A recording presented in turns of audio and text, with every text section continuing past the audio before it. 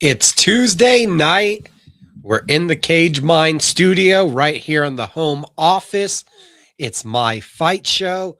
I'm Mika Frankl. Of course, we got some big stuff in store tonight. Looking to have some fun, talk some fights, get to know some fighters, hear some stories, maybe even talk about a story. We're going to hit some news, some notes here early on the show. Then at 6:30, our first guest is going to be Evan Delong. Evan, MMA vet, BJJ Black Belt, currently coaching. He has a book out and may not be the kind of book that you're thinking it is. We'll talk about Wolfie Mack. Isaiah Brooks, Maryland prospect. He is 3-0 coming out of Shogun fights. We're going to talk with him.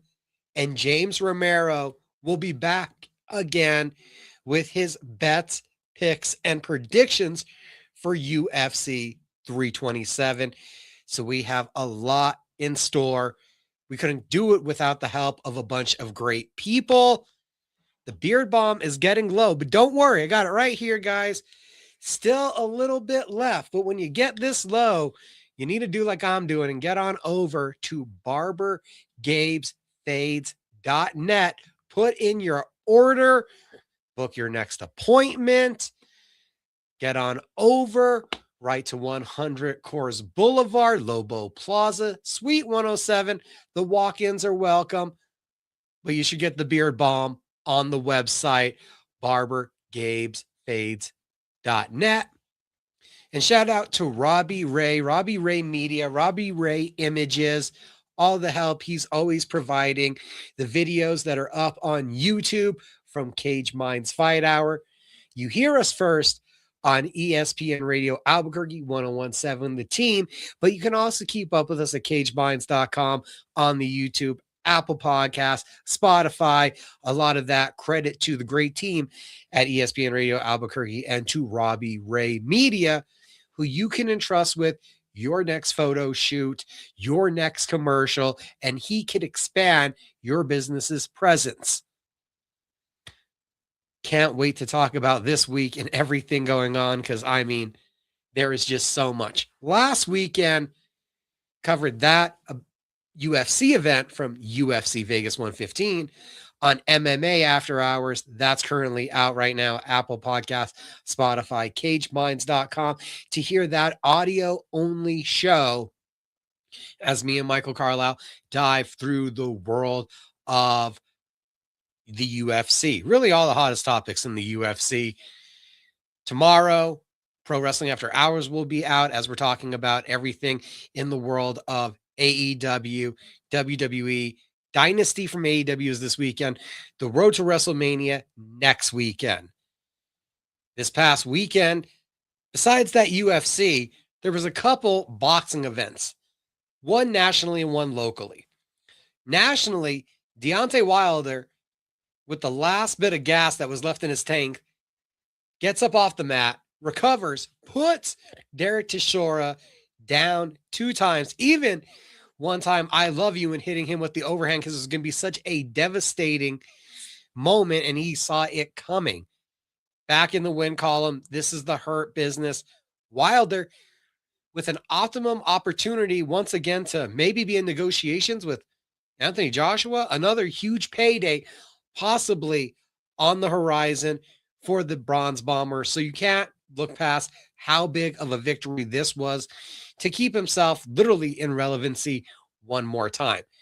Now, a guy who is building the relevancy, building towards bigger and better things, Abraham Perez, the Hammer, Albuquerque's own, went out and just styled, profiled, basically pitched a shutout. It was 100-90 across the scorecards as he dismantles Esnes Domingo here in Albuquerque at the Embassy Suites.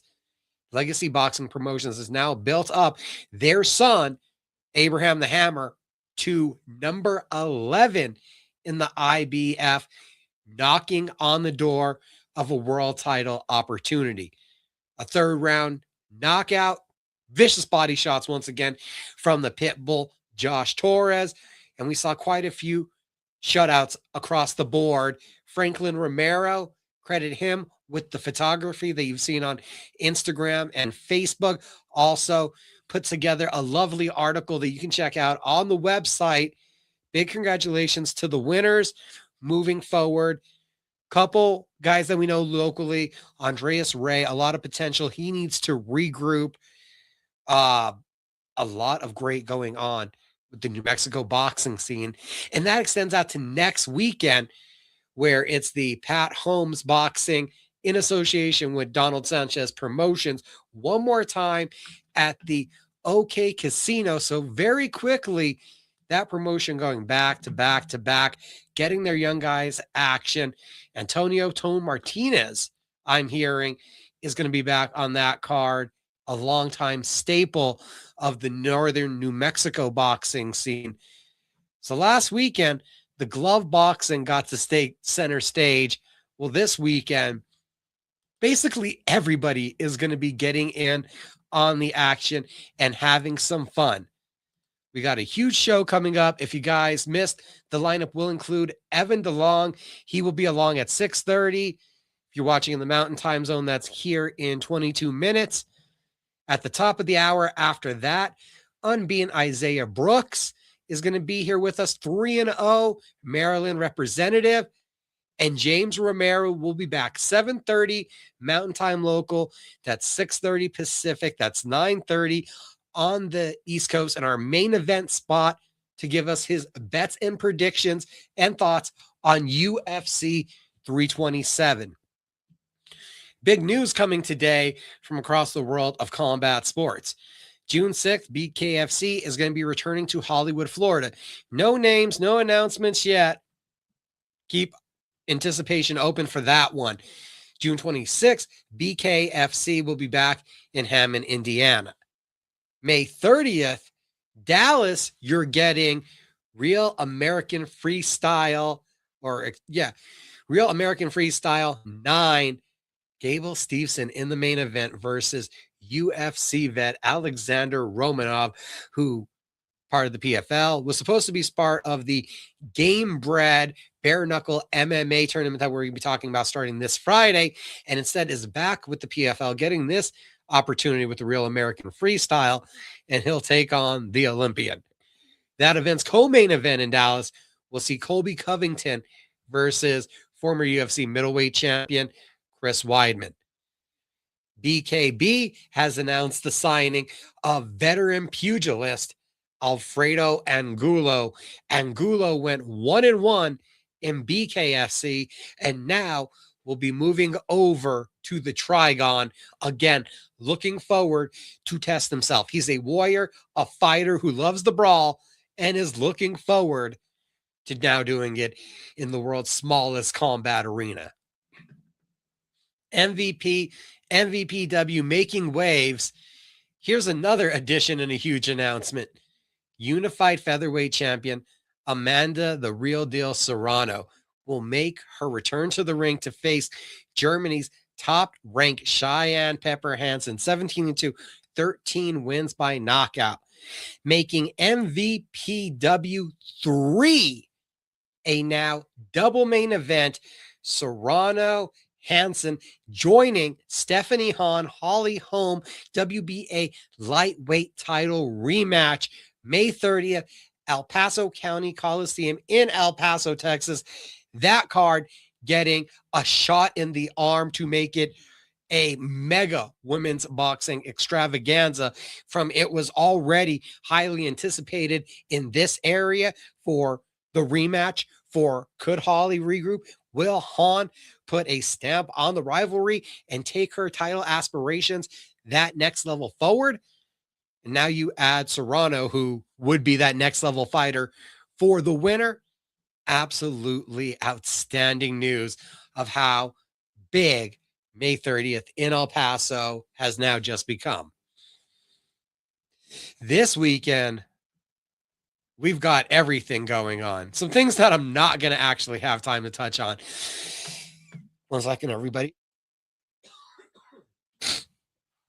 There is so much going on. There are things that we probably won't even have the time to touch on. PFL Africa won. Their second season starts.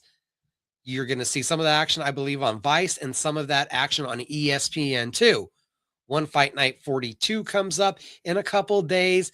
You have quite possibly the best MMA fighter outside of the UFC fighting for Ryzen. You have Tension back in the ring.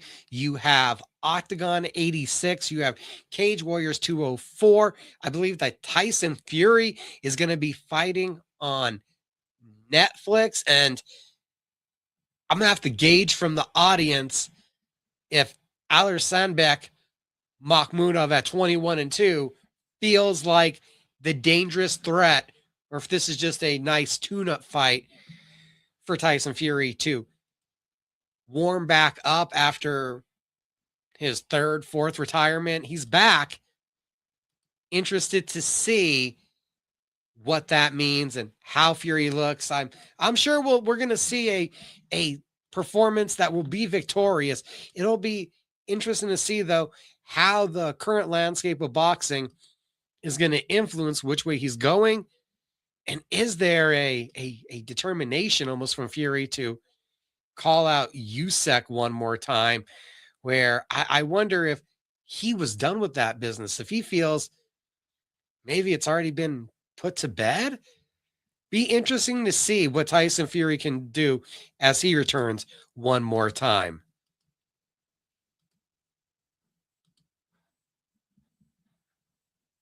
Also this weekend, as we get into what's going to be piquing my interest a bit more and what we'll have coverage of at cageminds.com.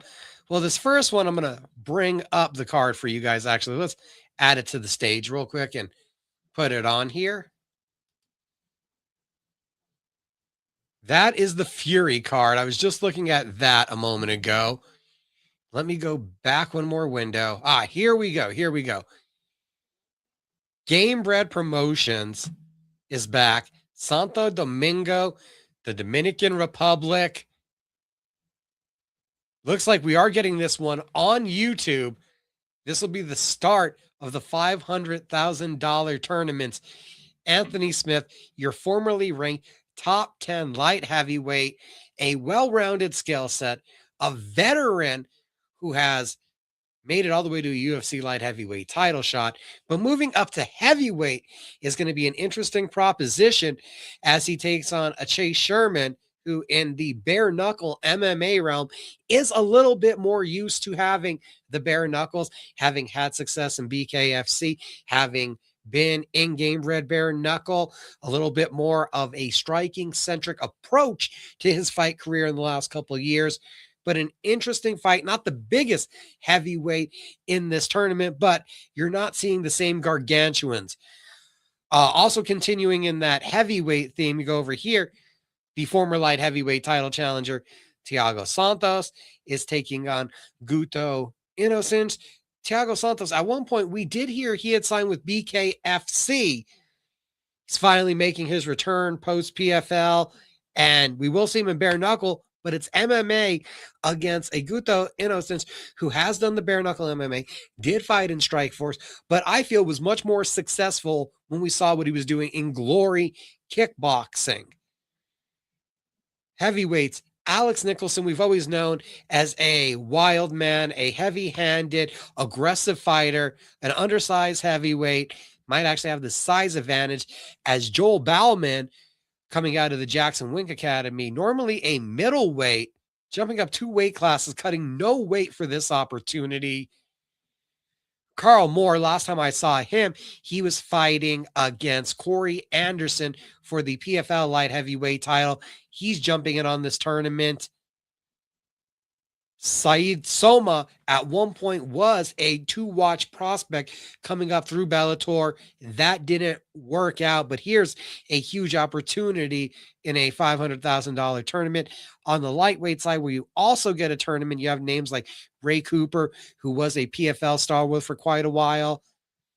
Luis Pena hanging around here with BKFC, with bare knuckle with Gamebred Bare Knuckle, not BKFC. Getting too many bare knuckle acronyms messed up. My apologies, everybody. With the Gamebred Bare Knuckle. And most intriguing probably has to be the Anthony Njokuani, Rafael Alves. Alves, very solid jiu-jitsu. This is a guy with a black belt and a real propensity to finish fights on the ground, who has shown with 3 victories in karate combat that he's not just a grappler and that he does bring excitement. So first off, I would have to say that I am registering heavy intrigue for Gamebred Bare Knuckle heavyweight tournament with quite a bit of untraditional heavyweight names when you're looking at Santos and Smith, Nicholson, undersized heavyweights, but at least we're thinking maybe durability, more athleticism, guys that aren't going to tire out. So from what there is to offer from a heavyweight bare knuckle tournament, this one piquing the interest a bit more than I expected. Happily pleased to want to check that out on YouTube this Friday night. But you have options Friday night. About to bring in another screen real quick. Jump on over to Facebook. And Friday night, YouTube, you also get Dirty Boxing 6. If you were looking at social media and keeping up with Dirty Boxing, there's already been a bit of animosity just at the photo shoot and the glove fitting. There's always seems to be animosity when the Wolf is around. Highly intense figure, and the DBX interim heavyweight title on the line. There was a legal entanglement. Those charges have been dropped. So expect to see Jair Rosenstruck fight the winner of Robinson Perez, Michael Garcia. Both guys are unbeaten so far in Dirty Boxing. Heavy hitters. Don't expect this one to last long. Perez has just shown traditional boxing and overwhelmed his opponents. Garcia looks like he is not willing to back down. Luis Aldana, his striking has been on total display. His utilization of the Superman punches, the spinning techniques that you're allowed to implement in the DBX platform has fit perfectly to his striking. He returns in the co-main event against Montavious Ware. One of the names that I am more intrigued about than maybe a lot of people, El Gallo. It's Brian Duran, BKFC fans. That time I did mean to say BKFC. The top 5 ranked featherweight, determined to stay busy and active after his call out of Kai Stewart, now puts on the gloves. A street fighter. It's so intriguing to see how Brian Duran is going to translate the spinning techniques, the elbows, the use, the different ability to battle in the clinch. I'm intrigued to see how much of a test did they give him? How much of a test is in front of Duran, a guy that brings a crowd. He's a showman. He is definitely someone that the Miami audience will be excited to see. I just don't know how he does when the elbows, the unpredictability, the spins, the jumping attacks. It's a new game. It's a new game. The same goes for Blake Lacaze, who's going to be taking on Progress. And Progress, world champion, 6'7", I think, kickboxer. It's going to be interesting to see what he can do. You get a couple more UFC vets like Zach Paunga. You also have on the card, excuse me, lost my place on the card, AJ Cunningham. Another free dandy on YouTube. And if you're wondering which one of the fights most likely to be a barn burner that I haven't mentioned, it's that first prelim, Willis versus Jet. Look for that one to possibly steal the show. I think that one could be fireworks. So you got DBX6 on YouTube. You also have, as I mentioned, gonna get this one off, as we just went through, Dirty Boxing and Gamebred Bare Knuckle MMA, both for free, both on YouTube, both Friday night. UFC is Saturday. Looks like our first guest is going to be along on time. I love that. We're going to be joined by Evan Delong, BJJ Black Belt, MMA veteran, and astounding author now, Wolfie Mack. He's going to tell us all about the book.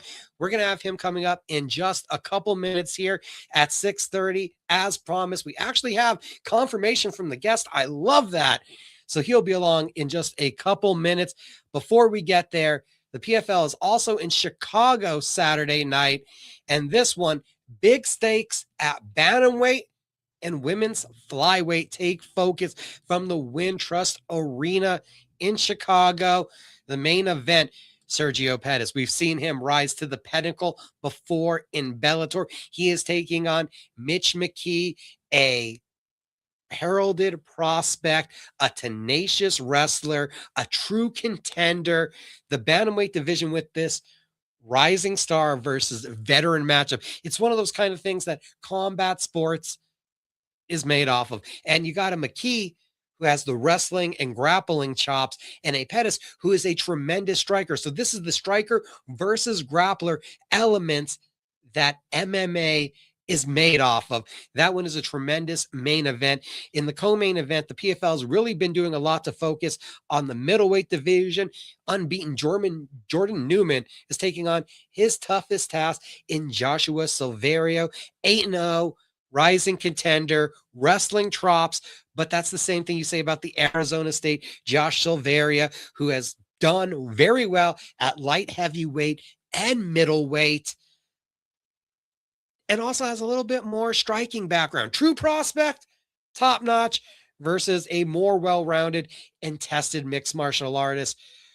Main events at bantamweight, feature fights at bantamweight is Rafion Stotts and Renat Kolovov. Also another high-level matchup of a prospect looking to have a breakout performance versus a veteran who's established, composed, and has great defensive wrestling, and is looking for that next level opportunity. The women's flyweight division, we know that Dakota Dichiva is the biggest star in the PFL from the women's division outside of Chris Cyborg, their youngest star, their most buildable star. Well, to build her, we're going to need some opposition. Liz Carmouche, that one could be on the works. We did also see 2 weeks ago, Ariana Del Silva put together a great performance.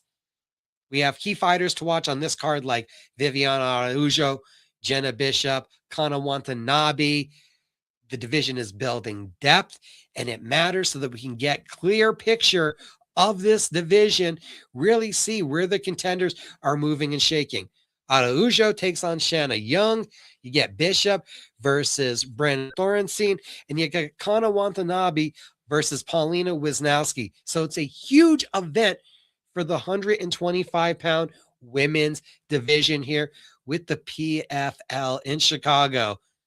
I don't know if I love the move. Friday night, you got Gamebred Bare Knuckle. There's a ton of events I ran off earlier that are globally going on. You also have the Dirty Boxing event that I brought up from Miami. But the PFL is going up against a numbered event. Yes, you can watch the PFL on ESPN. That one's from Chicago. One more event on the evening. BKFC debuting in Honolulu. Former rank contender Doug Coltrane is going to welcome UFC vet Maki Pitolo to the ring. You get light heavyweight Joseph Greer, a familiar name. You get MMA vets Toby Misch and Charles Felony Bennett. That one's just going to be absolute mayhem. You also get Zach Zane, a multiple-time PFL and Bellator fighter. Hawaii's baddest are coming out to bare knuckle.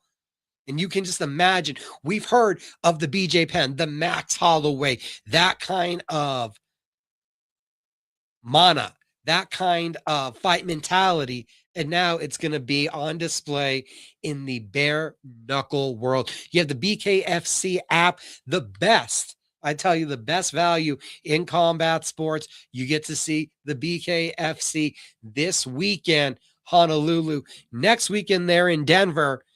We got a lot going on in the combat sports world, and it's great to see Hawaii get an event again.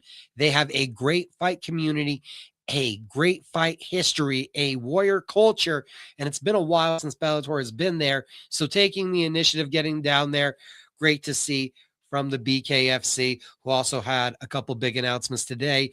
And as long as you're watching this while we're live, tomorrow they are promising the biggest announcement of a signing in the promotion's history. Intrigued to see what BKFC is about to announce. We know that they said they had massive plans, and those included Mike Perry, the MVP Netflix MMA card, ended up changing those, and we were going to get the Nate Diaz Mike Perry fight. So to me, it's intriguing to see how BKFC bounces back and regroups from not having Mike Perry for at least the next event that they plan to have him. Couple minutes away, Evan Delong, MMA vet, he's repping Fit NHB, moved out to New Mexico to chase an MMA dream. I'm going to find out what he found when he got here.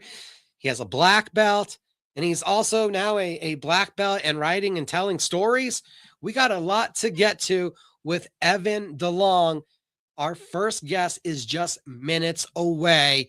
CageMinds.com for the latest in combat sports news. Robbie Ray Images been pumping out a bunch of great work.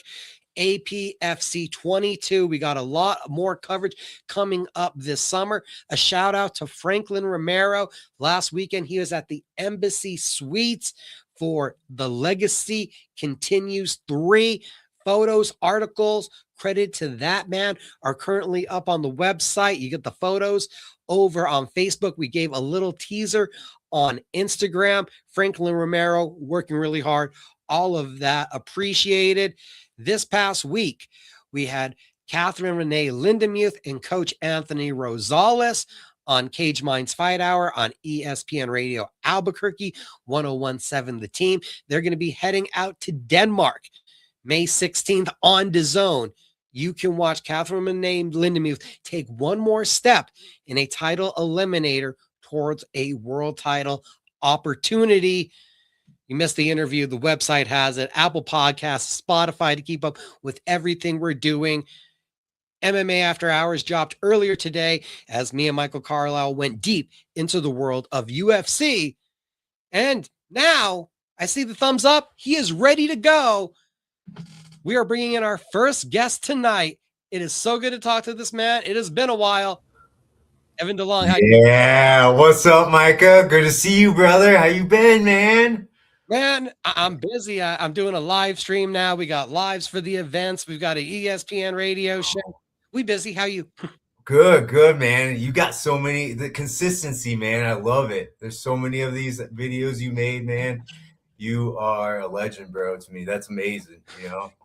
I'm a legend. You're a legend. Yeah, podcaster, man. This is awesome, bro. Going live all the time, bro. I love it. Heck yeah. Gotta ask. So how are you? How's life? Like, let's get a general overview of Evan first before we start hitting with all these questions. What's up? How are you?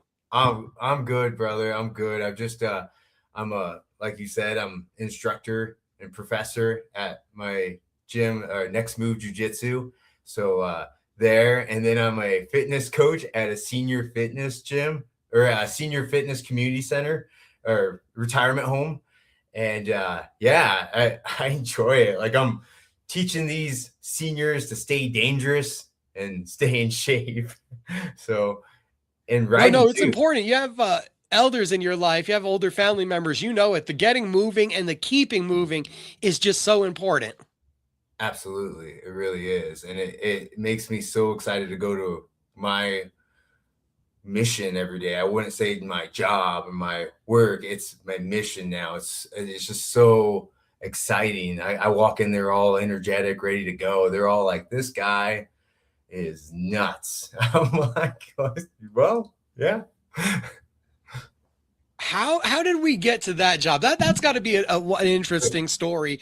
Evan, at one point, you were working in restaurants, and we knew you Mhm. were here for the grind. You were all about following the dream of MMA, training as much as you could, working Mhm. the service industry, the odd hours, just so you Yep. could be at the gym as much as possible. Mhm. How do you then turn into a senior fitness instructor? Yeah, it's just after the pandemic, things just started changing up for me. I was working for a Sports and Wellness Del Norte, a fitness gym out there, and I was working with just people in their middle age, and getting that, and working with youngsters, and then all of a sudden, like that happened, and I was working as a server at a senior home during the pandemic, and then they asked me if I wanted to switch up and become a trainer for these seniors. And then all of a sudden it just took off. And now I'm a group instructor there.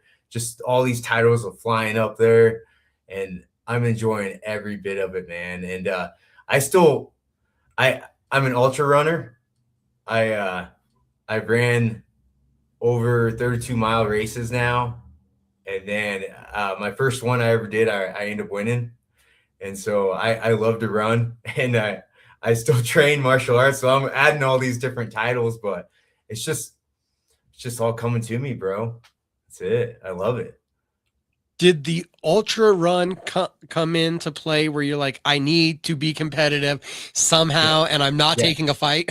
Exactly. That's exactly it, man. It was a big mixture. I remember one of my coaches back then, he even said, he was just like, Tom Vaughn was even like, you so easy in cutting weight. Like you always make weight no matter what. He's just like, every time for fights. It's because I run for like hours. I'm like, I make it happen. So when races came, I'm like, it was nothing. It was just like I was natural at it because I was running all the time. And now it's just something a part of me. And that wasn't something from high school or youth athletics? You were never a runner? I was runner for about 2 years, a cross country runner, but then I tried to like getting back into football and stuff. So now it was like off and on, but it was just more me just running all this. It's just helps free me, of anything, that mental, it it came up with this idea, Wolfie Mac. We're gonna get there in Yeah. a second because you brought up Jumping something gun. that came to mind though a minute ago. Because Yeah. I don't want to make it sound this dramatic, everybody, Oh, but it tell felt me, like bro. one day I looked around fit and it was just like, hey, where did Evan go? He's Yeah, just yeah, not here anymore. But everybody smiles when you bring up his name. It's just like he just like disappeared. He just like evaporated, kind of. yeah. COVID happens, and did life just kind of lead you away from MMA? I think so. Like competing wise, it just took me like on another path. Like I'll be honest, like I had fights coming up and fallouts, or just like me having injuries, and it just got me wondering and questioning about where I'm at, and what's next for me. It's like, like where you gonna go in the sport? How far are you gonna go, or where are we at right now? And I'm a father, and then I'm a husband. So it's just like these titles are adding on, and then just like this sport, it like this ring right here, it requires all of you. Like the sport of MMA or the sport of boxing, if you're a professional, it demands every bit of you. You to take time away to go and hang out with people at nighttime on the weekend. It's like, oh, like the sport was like, oh, so meanwhile, that person that you're training to fight, they might be like some clubber lane. They might be getting ready for you, getting ready. Yeah. So it demands every bit of you. And that's what winning demands, every bit of you. And that's one thing that I was looking at ahead. It was just like, what I want to be, if this makes sense, I want to be a winner in other areas, every area, and that's the part where it's like becomes like a battle. And of course I miss it. You know, I miss mixed martial arts so much. I miss like my fit team. I always say I'm gonna be there. I'm gonna come back, but then things happen. But I'm still coming back soon. I'm like, to train with them and stuff. But I miss my people, you know, and yeah, it's just me up here in Rio Rancho, or you know, and just yeah, it's good stuff, you know. You almost, it sounds like it just life got to a point where you outgrew the needing to fight. Yeah, that's what it feels like. Yeah, that's exactly it. And I I I teach striking classes at my gym and grappling classes, and I got the the kids to train to shoot boxing, MMA takedowns and stuff. So I'm seeing everything, you know. I'm like, oh man, like you get that. Yeah. But it's just like I understand how much that commitment, like that major commitment of the time of like trying to get 2 days in, maybe even 3 days, or going Kobe status, you know, or going like like trying to get more than that other fighter that you're going to be fighting. And that we're so competitive, you know, at Fit and HB, we're so competitive. We're trying to get as many practices as possible, as much intensity as possible. And I still have it in me. I've got some like still wanting to get as many workouts as I can, however way possible, even if it's a run, even if it's like weight training or something. I still have that in me, hitting the bags at the gym. Like I still want to get stuff in. Like I still have that in. So what would you call that? Did it? I'm trying to think of that word. Traumatizement? No, but it's like it's just in me, you know. I It's just love to train. ingrained. Yes, I love to train all the time. It's like fighters in training. We're always training, you know. I still have that. So 17 wins, oh my 13 gosh. submissions. Guillotine, the Eventine, baby. Yeah. Have You you know seen what I'm other talking guys about, yet? Have bro. you seen other guys that are using the tricks that you were using? Have you seen it?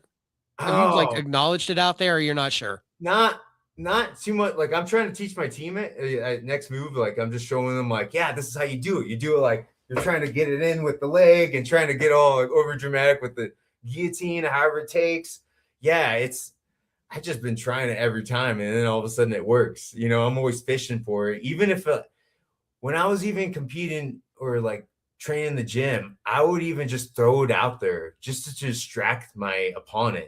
Just even if it gets that cardio, because you know I got that cardio, bro. I still got it, you know. And so, I mean, we'll see in the gym, but you know, it's just that cardio, and I'll just throw it out there just to get them a little choked out, you know, lose their breath a little bit, lose their energy, and then all of a sudden the guillotine works, and it's just you keep throwing it out there, it's gonna work, or maybe not, you know, but it's I just I love the guillotine, man. Now that we've had some time, you've had some years, do you have a favorite finish? Have you thought about that? A favorite finish, a favorite fight? Have you looked back on the career, kind of had any of those thoughts? Oh yeah. I still love my standing guillotines. You know, I love going out there and try to finish the fight early. You know, I remember even the coaches would be like, yeah, like you're about to fight this guy, like go and put him away quick. Like they even like, and I still remember Tom Vaughn after I walked into the cage and we had to stare down and call out the name and they ring the bell. And he said he had the water box, the box that had everything in it, you know, and he's like, shoot, as soon as the fight was over in like 40 seconds, he's like, oh my God, like, why am I even holding this? I didn't even need to bring this with That's me. it. And I was like, and you remember after that, remember it was Fight to Win, bro? Whenever I'd gotten that one and I ended up submitting the guy too, same thing. And we were having another interview just like this about the Eventine. The Eventine. So you're starting to share the secrets with the team. You're working, it sounds like, at the facility helping the elderly get functional. How Mm-hmm. does it lead that you get back on the mats? How did you end up swaying over to Next Move and having this opportunity to work with them?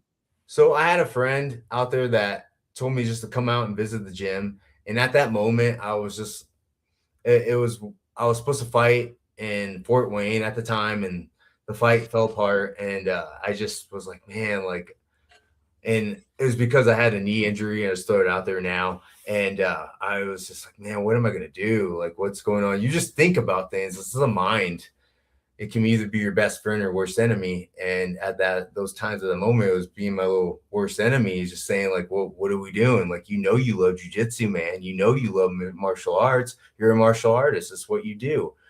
And a lot of times I would just be going home a lot, which is great. I love my wife and I love my son, of course, but I was just like, I love their time together.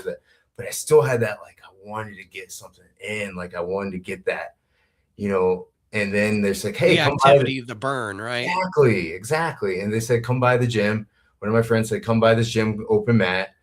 So I made the chance to get out there, and I was literally just electric. The word electric, underline that 3 times, because I was not only excited to grapple with everybody, even if I got caught or whatever, I was like, even talking to everybody, like, this is great. Hey guys, how you doing? My name's Evan. What's up? And then they loved it so much. They're like, hey, we got to have you come to this gym, man. You should come and check it out more. And so I would come to the practice all the time.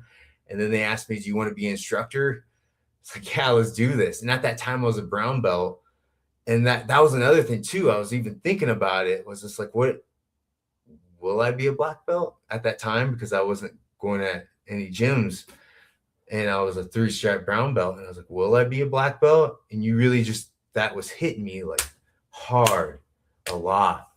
And I feel like God just answered that question. It was just like, yeah, like this is where to go, man. And here I am now, a black belt, and I'm going the path, so we see your elation. We see the way you light up talking about submissions, talking about the gym.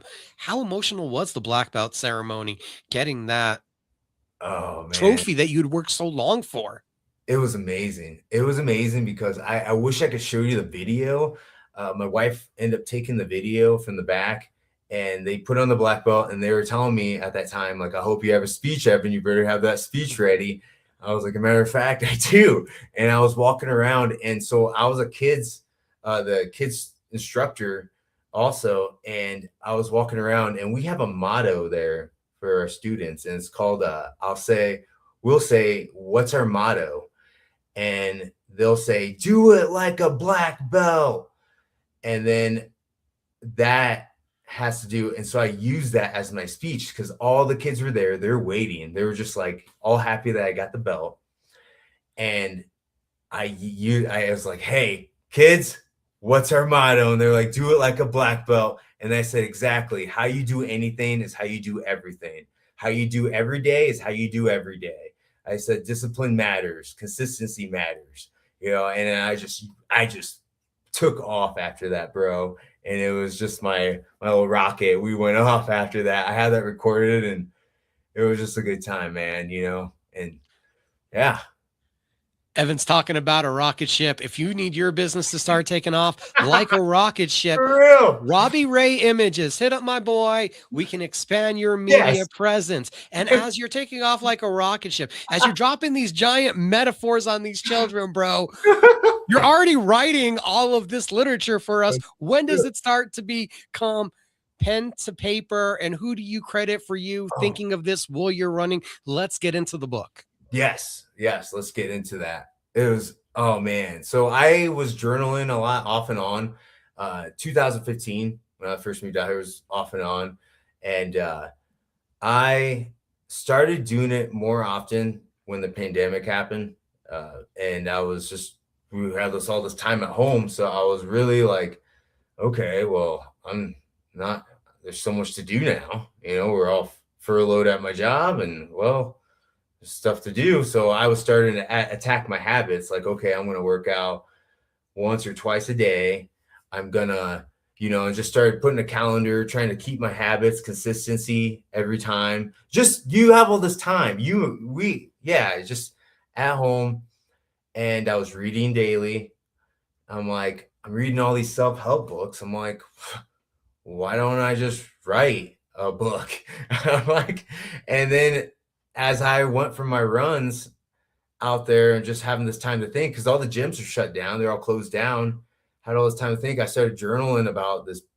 I was like, how would I make a story of a fighter like me, but like with other things mixed into it, entwined into it? I said, I used to be a server too. And how would I mix this up? And then I just thought, like, New Mexico's really, we're about the Lobos and like wolves. It's like wolves. Yeah. And I just thought of Wolfie Mac. Like, it was just like my coach, my mentor, who got me out here, Dave McKennis. He's the one who gave me the opportunity to come out here during the summer and train at Fit HB and give me a shot. His name was David McKennis, and they would call him Coach Mac. Coach Mac. So I was like, Wolfie Mac. I was like, yeah, Wolfie Mac. And that's where it started. And yeah, after that, I started putting together the book, and I wanted to be a fighter. Like, so this book, it's about a fighter who's undefeated, Wolfie Mac. He's the character, and I'm not going to tell you the whole thing, but he is undefeated, a Wild Wild Southwest champion of Corquado. Get it? You get it? Yeah. And then so he takes a bad loss. And that's where the story begins. And this hits everybody. This isn't like, I know the cover of it shows like cartoons and everything, but it hits more. I'm reading this to my residents at my work, and they give out just what they see. This is more than just a fighter. They say this is about anybody who's had doubt, a massive loss in their life, trouble, that fear, what you do after that.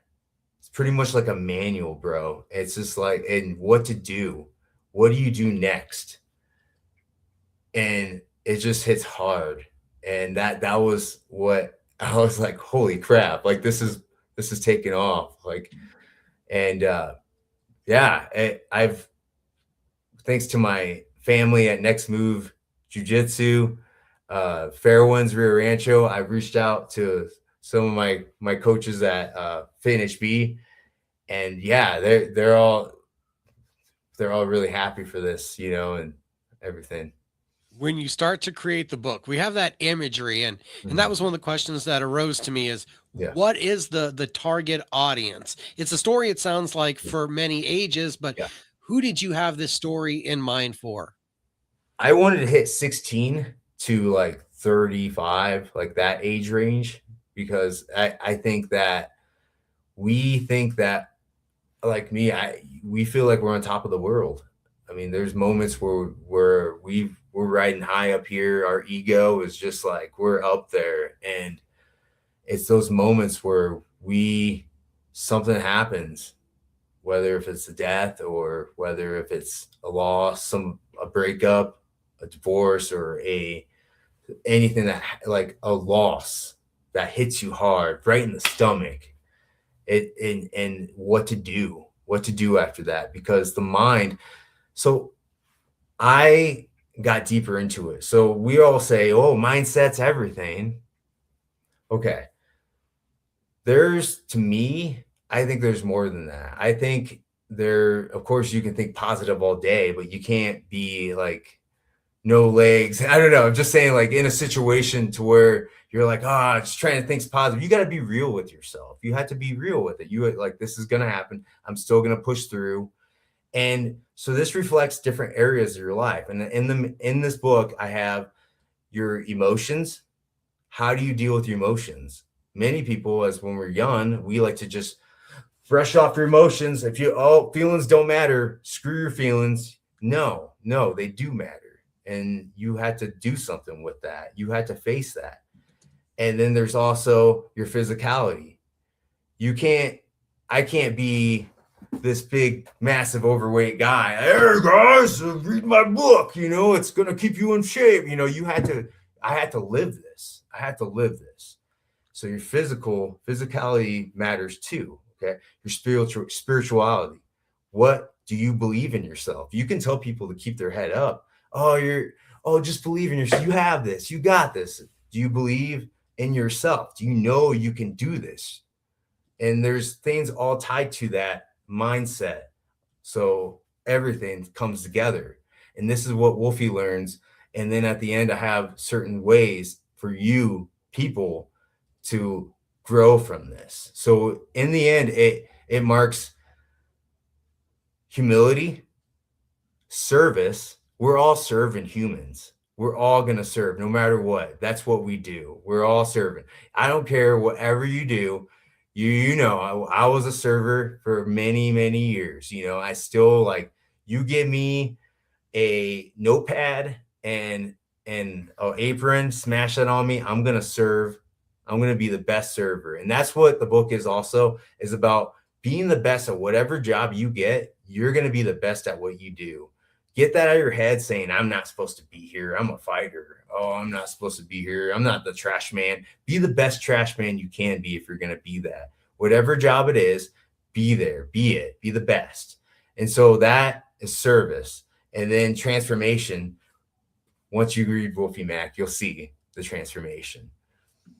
What did you learn about yourself while writing this book? Oh man, I've learned a lot about myself that I can do this. And what I mean by what I can do is I've always, I know say you because I've been here since I moved out here, Micah. You interviewed my first interview of taking that 36 hour on a bus that broke down. Yeah, out here. And you're the first guy who gave me that shot as an interview. And John Judy's like, you got to come by and meet Evan. That's right, bro. And that was it. And it was just like, you gave me that shot. You got that interview. And then we got many more of my fights coming up. But it was just like me walking everywhere, downtown Albuquerque, walking. I was working at the nightclub, working at Embassy Suites as a server. And just all, and then going to practice, 2 days. So it was just all those, the humbleness of me, just oh man, just keep going. I was enjoying it. I was like, let's go. And then I'm like, after 2019, I was like, I need to write something. I need to write. I have this in me right now. I don't know if that calling, I was like, I need to write. I've been writing for a while, but I need to write something. And then I started coming up with the story. And I'm like, no, this isn't no autobiography type of stuff. I was like, this needs to be about a character, and so I started using animal characters, like some Zootopia or something movie, and I was like, let's switch it up. I haven't seen a personal development book of this style. And that's just kind of got me wondering, I'm going to try this out and see how this works. And so, and I've been getting a lot of love from it, from all my friends and everyone out there, and you gave me the shot. So thank you, so that's it. It's just, yeah. There's a lot of fighters that have put out books, and those are a lot more memoirs. Those are using a writer. Does it feel like you almost, you're kicking against a stigma here, so to speak, where you're writing and creating a story? And I don't know if people see the artist outside of martial artists from an athlete, from a fighter. Yes. I believe that was something too that I realized is just, you to be a martial artist, you had to be, we teach you the basics. You learn the basics at the gym. You learn everything. Okay. So does your opponent. Every other fighter at that gym knows the basics. What do you need to do? You have to be creative. You have to throw maybe a double hook, move, uppercut, gonna get all off course. You have to, so you can catch that guy and not get caught yourself. So creativity falls in the sport of fighting, but it also falls in other areas too. Does that make sense? So it's, you have to be, creativity is everything. And I always when I was younger, I used to write comic books too. Didn't think this would come back and say, "Hey, Evan, wake up," like, and after that, I'm like, man, like my dad was showing, like, he was like, "Yeah, I used to write these comic books about Pillsbury Doughboy with a machine gun," and I was like, "Yeah, I'm not bringing that one back." And I was like, but it just reminded me that I have creativity. We all have creativity. Every one of us do. This right here, what you created, this is creativity. And all it takes is people taking action. Many people don't take action in this. They do not want to take that move, make that move. I can give you a huge percentage of it. You could go and Google that, but there's only one Mika, there's only one Evan who has that creativity of what they can have. So I'm blurting it out right now, but I got one more thing to say real quick that hit me is that I had all this idea in me, and I remember reading a book, and it said in this book that nobody out there will ever have the ideas that you have in your head. So if I'm gone, then no one's going to have any Wolfie Mac or any other books that could come out later. And that was like, that hit me hard. Yeah. How much did this process, the growth, the feelings, the attachment to the character, and how it pours into your stories, like how much surprise was there in this creative process for you? Oh man, it just brings excitement to me right now. Like I have just thinking about it. Like it's just everything. I'm already thinking of more stories just as and it's just what we've been through. Like what us like fighters, I could say that because I've actually been knocked out, been knocked people out, caught people in submissions, but what we've been through and the time, the days, the hours, the sweat, the blood, the tears in the gym, everything, all the elite athletes that I trained with, it all comes in every time I'm thinking about this book or every time I'm thinking about other books to come soon. And it just brings more creativity. Like, how am I going to get these characters and switch their names up? So it's like, not that, you know what I mean? Like, but that's it. It's just, it's huge. And this is my way of kind of putting it out there without saying like a memoir or or all these different styles, like you said. So How much does this product look like what you expected it to? And how much is it even better, even greater or grander than what you expected? this is everything I've ever wanted. I think my wife was really a big, huge help for this. And she put the time into this. And that was when it came out this way. I'm like, oh my gosh. Like, I was like, this is it. Like, just you're like, this is happening, and it's just like, and I immediately thought in my mind that next, keep going. I mean, like, I'm so happy with everything, but keep going. You have more. I feel like, I don't know if it's, yeah, it is God, just, voice speaking, like just saying like, you got to keep going. This is who you are. You're not only a fighter, you're more than this. You're so much more. And this is to everyone out there, brother, is we have so much potential in us that we don't even know. We had to keep finding ourselves to discover it, and that was something too, was it's not, I could say this is a self-help book. Like I could say, oh, this is self-help. It's more than that. This is a self-discovery. This was, I call self-discovery, to where we are trying to find ourselves in life, more and more of who we are. That's it. I'm not just a fighter. I'm an artist in this. I'm an artist in other things. I'm a fitness coach, an instructor, So yeah. Definitely sounds like a writer, because if we couldn't tell, it sounds like there's already a second installment being worked out in Oh, Evan's head. He doesn't want to say it, I but I can't. feel like it's coming. We already know Wolfie Mac will continue. But Oh for the people yeah. that are intrigued, because by now I am, where can they pick up the book? How can they get the book? You're gonna go on Amazon.com, okay, and I can put the link out too. I'll send you that. If cool. And Yeah. Add okay, to the bio.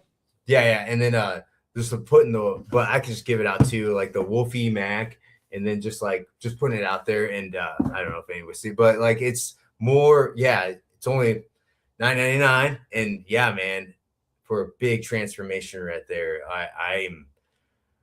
I'm excited. You know, it's more about getting my work out there. That's all I'm all about. Evan DeLong, it was great getting to talk to you again. Micah, you're amazing. Thank you, brother.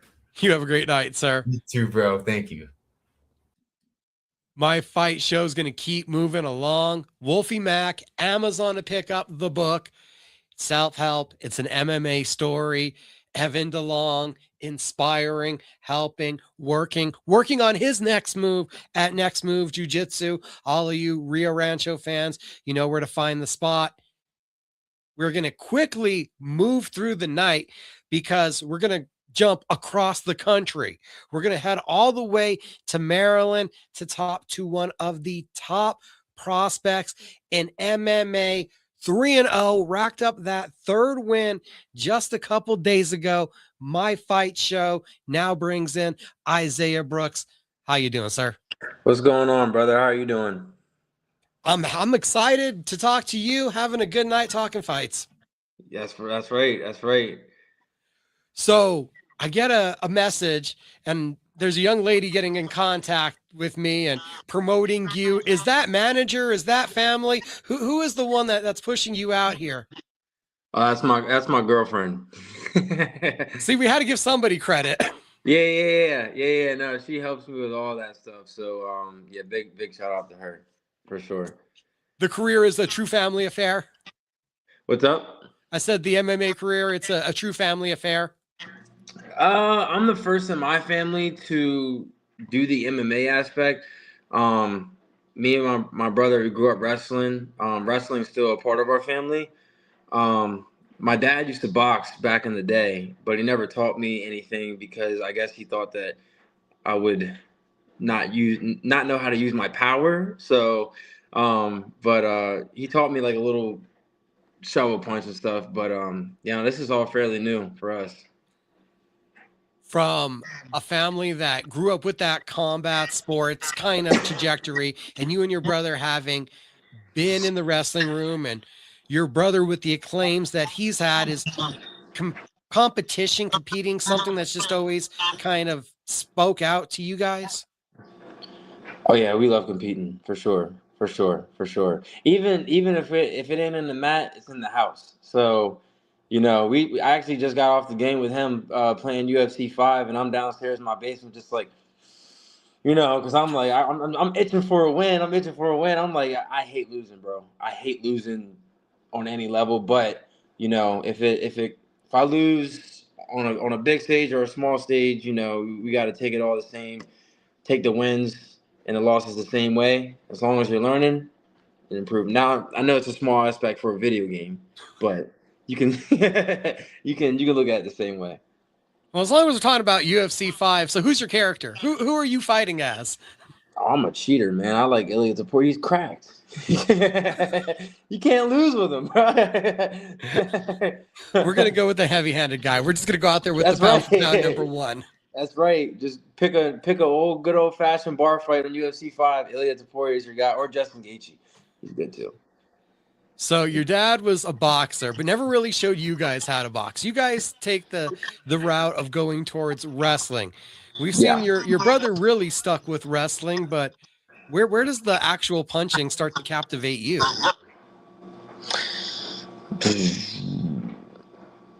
I guess I started about 2 or 3 years ago. So, it's all been, I wouldn't say new, but not at this point, not like new, but it's still new. Like you got guys that have been doing this their whole life. So, even when I'm fighting, my instinct is to grab a leg, you know, so I mean, but that's the beauty of it, is just learning new things, It's awesome. How do we get to the gym? How do you find out that MMA is something that you want to go towards? Um, my coach I've actually known for a very long time, and he told me when I was younger that I would be really good at MMA, but I just I always watch UFC, played the UFC games growing up and stuff, but I guess once I stopped wrestling, I took about say 4 or 5 years off of combat, just not doing really anything with it, maybe coaching every once in a while. And then I was just like, you know what, what's next for me? Because I still have that fire in my heart as far as competition. What's next for me? And I was just like, well, why not try MMA? And I would just start sparring my friends randomly. Like my boy, shout out Tim, he got us some shin pads. He told me you gotta get your own mouthpiece. So I got that, and we would go over to the wrestling room and just train. So I guess that's how it started. When you said just started sparring people, I just got a vision of a YouTuber just walking around with gloves. Anybody want to Yeah, spar? Anybody want to yeah, spar? I'm just trying yeah, to get yeah. some work. Yeah, basically, bro. Basically, it didn't matter the time. Just we'll figure it out and just go over it. Even if we didn't have gloves, we're you know, just feeling it out. It's just, I don't know. It's one of those sports where everybody. I think everybody loves it. Everybody loves to watch a good fight. Even if you're not a fighter yourself, you love to watch two people just put it out. Put it all out there on the line. So So you knew a coach that was an MMA coach, but you're sparring at random times and went random places. Where does yeah, this evolve to actually going to the coach or finding some structure to get more farther down this path?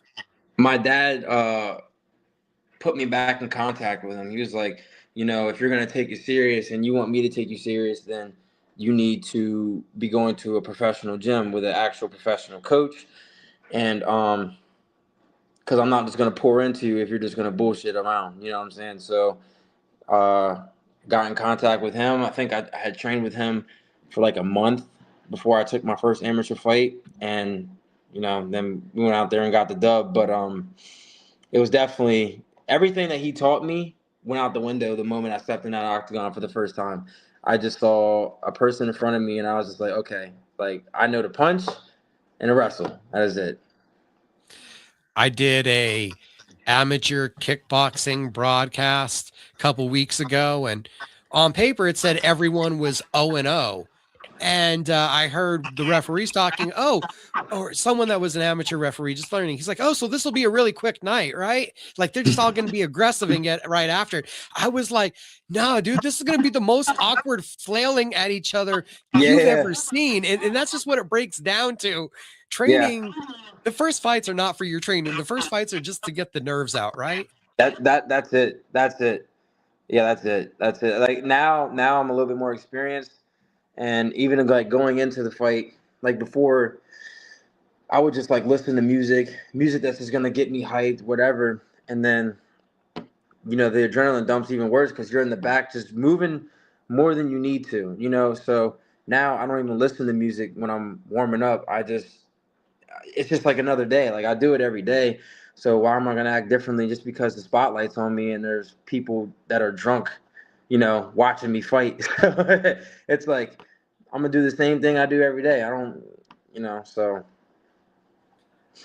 What was the response as your dad was hesitant to teach you boxing? What was the response finding that you wanted to go the path of MMA? he didn't think I was gonna take it serious. He just thought, I mean, yeah, he didn't think I was gonna take it serious. But until he saw me actually, training and doing the things, cutting certain things out of my life, he was like, "Hey, you're gonna have to show me," which I respect.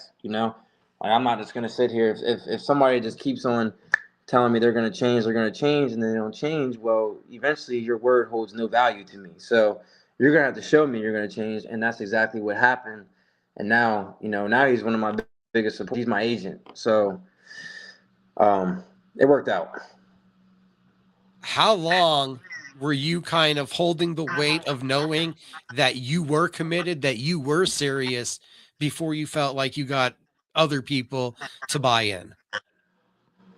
I didn't really have any weight. I'm not gonna lie. I was doing it for myself and nobody else. And I still do it for myself. It's something that I love to do, and it's changed and it saved my life. It saved me from a lot of things. I don't know where I would be without my teammates and the people that MMA has brought into my life.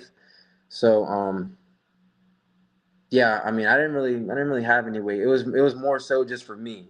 Like if you do something, you got to do it for you, and people if they want to support you, they'll support you. But it was one of those things.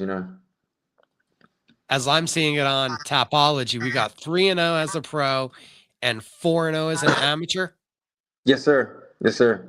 So how long were you training, whether it was the sparring or now taking it more serious, before we had that amateur debut?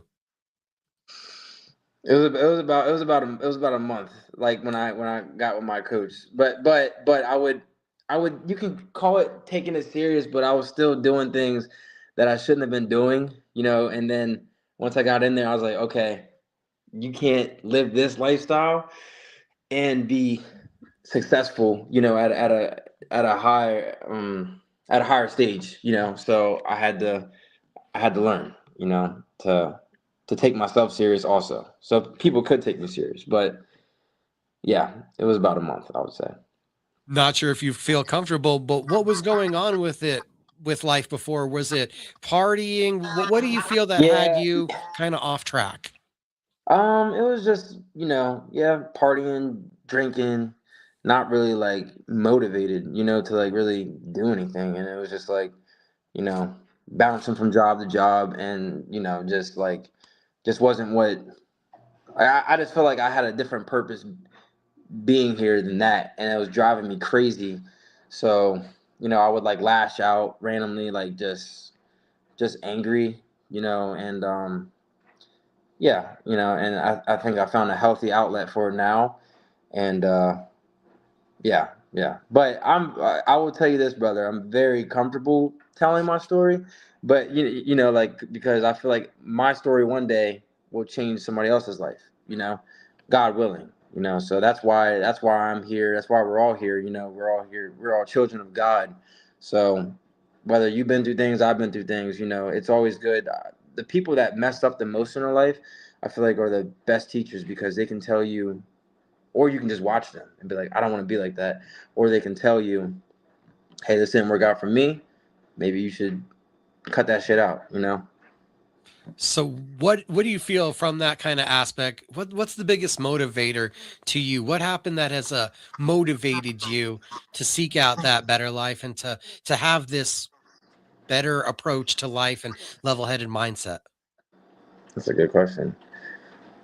Well, one is I feel like I was kind of slapping God in the face by doing what I was doing because I feel like, I'm here for a higher purpose versus in what I was doing. So it's like, if I'm living down here, and how can he use me up here to spread to the people he wants me to get to? So that's one. And two is, like I said before, I'm competitive and I want to be the best in the world. So it's like when I see a goal, I want it, I'm gonna go get it. And if it's in God's will, but just know I'm gonna bust my ass to get to where I'm going. And if it's in his will, I'm gonna get there. So that's something I just kept telling myself is, I am more than what I am acting like at that time, so. When does it actually, you could say it to yourself, but when do you feel those words that as a fighter, you can be one of the best in the world?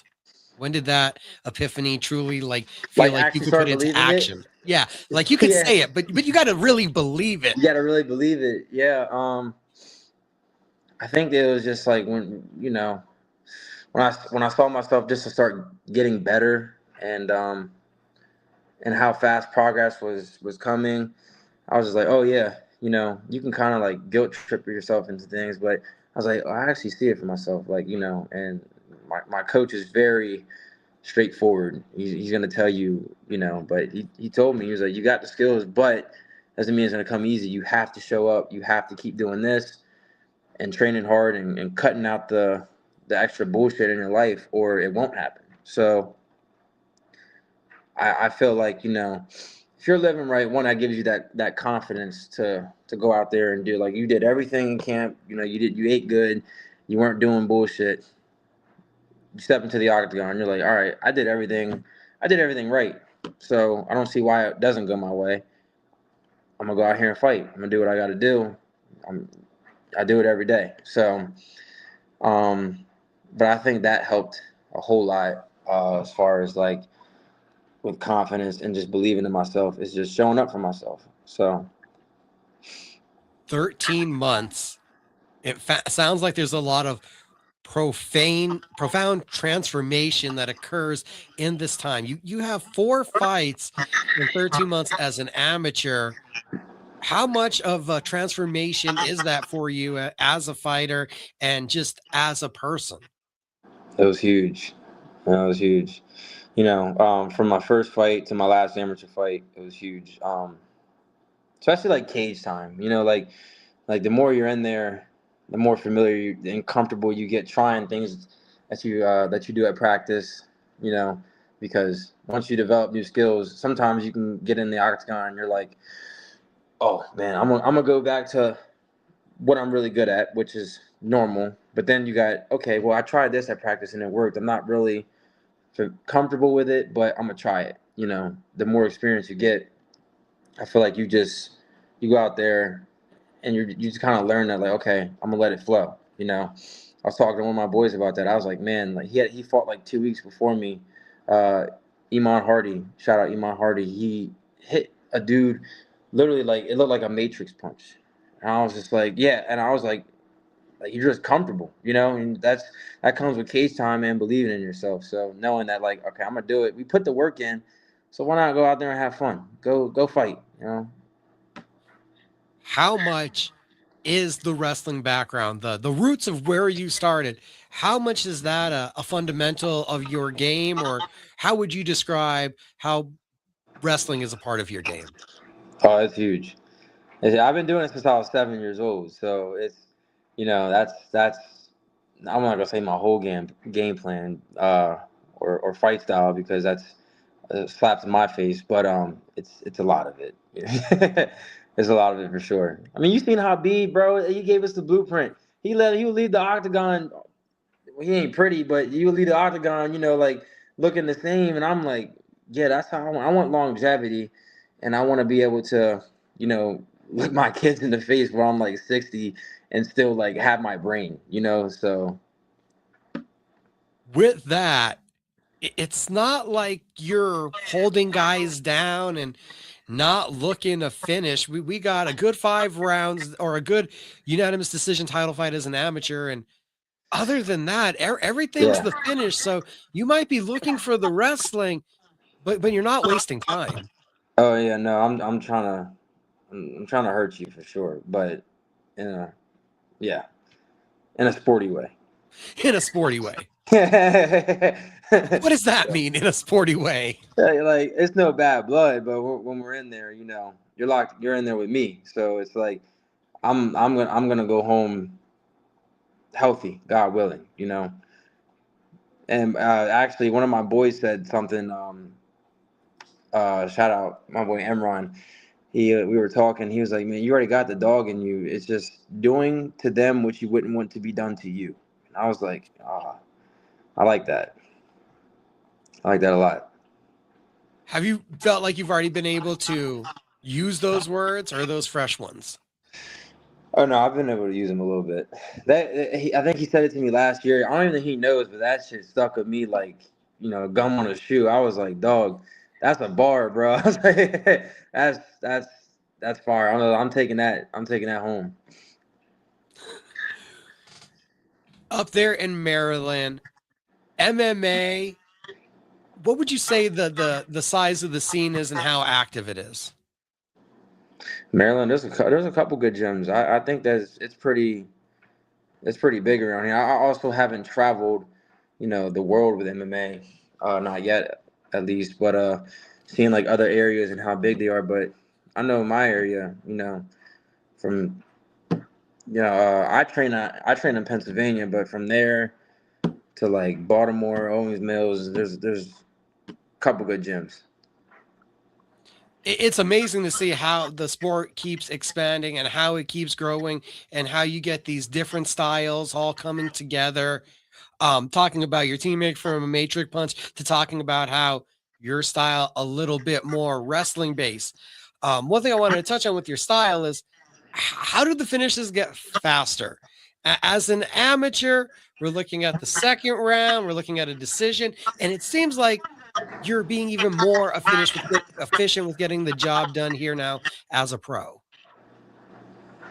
I would say, the amateur rounds are only 3-minute rounds, and so I have more time for work in the professional rounds. So it may appear like let's just say like an amateur round ends in 3 minutes. I was just getting to work really but they stop it. So then you gotta get back on your horse in the second round. With this one, it's a little bit longer. So it's like, okay, with those 3 minutes where I was just starting to open up a little bit more, or like start to figure him out, I have more time. I have 2 more minutes to like really execute versus them standing us up and putting us on the stool. Makes a lot of sense. Makes a lot of sense. Yeah. 8 days ago, you racked up that third professional win, second round finish. What are you most proud of from that performance? Man, I would say I had a crazy weight cut. 1, 2, 2, tore my labrum first 2 minutes of the fight. So yeah, I picked him up and kind of like slammed him, and when it happened, my shoulder just like, and I was just like, damn. So fighting through that was definitely like something I was proud of. I know I'm tough, but it's like when everything's like chaotic and everything's on the line, it's like just like, okay, powering through and just saying like, you know what, fuck this shit. We'll deal with it afterwards, and just getting through that and still getting the finish, I was pretty happy. Oh my, ouch, a torn labrum. So have you already went in, got the medicals done, got things checked out? How are we going to approach this? Time, but it's getting better. I was making a joke to my coach. I said I think it's that Brooks blood. So we're healing like reptiles over here. Part Wolverine. I'll take I'll take that too. Deadpool, yeah. Looking for the rejuvenation. That's right. That's right. At 3-0 in a short time, and with 7 fights in just over 2 years, how wild does this feel diving in this quickly to the process of being a fighter and getting this experience? Because this activity is literally things that most fighters dream of. Yeah, yeah. I appreciate that. I don't really look at it that way, I guess. I look at it like the job's just not done, and if I could, I would fight more. But yeah, I mean, it's definitely awesome. It's crazy because my brother said something to me the other day. He was like, you know, we're glad that you're in the octagon because, whether it was here or some random dude down the street, you be fighting. So it's it's like, yeah, it's a blessing of a journey for sure. 100%. 3-0. What does the plan look like now moving forward? What's next if you can control it? Um, 2 more fights for this year for sure. I got a fight in June. Hopefully we're all healed up by then. But fight in June, fight in November, and then hopefully end the year off 5-0, and then see where we go from there. Hopefully we can get on like UFC Fight Pass or something, so we start getting a little bit more eyes, and then we'll see what happens from there. 5-0, bit over 2 years, or hoping to be 5-0. Right now, you're a bit over 2 years into this at 3-0. What have you found here that keeps you committed, that has you so passionate for this sport, for this goal, and wanting to complete the mission that you've set out?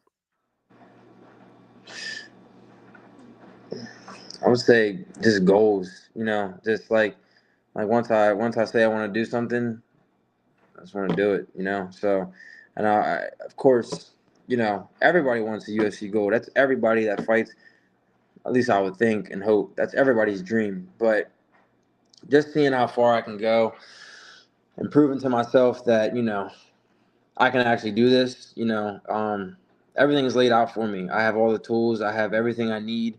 I just need to stay focused and just keep going, and I have a strong feeling that everything that I want in God's will happen. So we just gotta, keep going. That's basically, and let's be real. I want the big house. I want to, but that's all vanity though.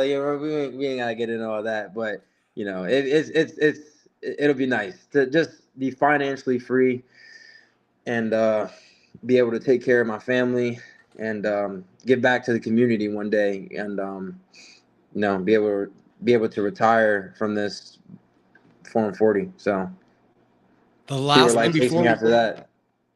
The last thing before we let Isaiah Brooks go, sounded like you had a message that you wanted to spread. What's that message to the people?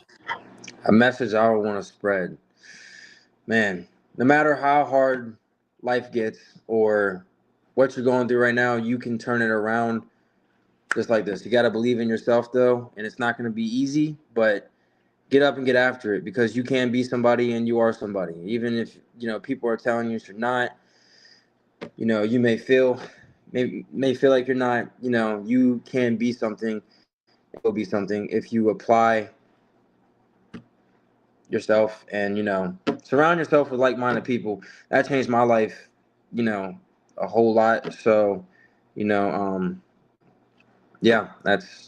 it. Isaiah Brooks, it was great getting to talk to you. Everyone, Yes, we're going to link the social media on the episode. Go give him a follow. 3-0 in building. Maryland has a top prospect. Again, it was a pleasure, sir. Thank you, man. God bless you, brother. You have a great night. You too, man. Evan Delong was awesome. We talked Wolfie Mack, Isaiah Brooks, 3-0, budding lightweight prospect, Maryland, Shogun fights. Hopefully, we'll see him CFFC, CES. We know there's a couple promotions definitely using Fight Pass. Heck, maybe we'll talk to CFFC, or maybe we'll see him on Fight World.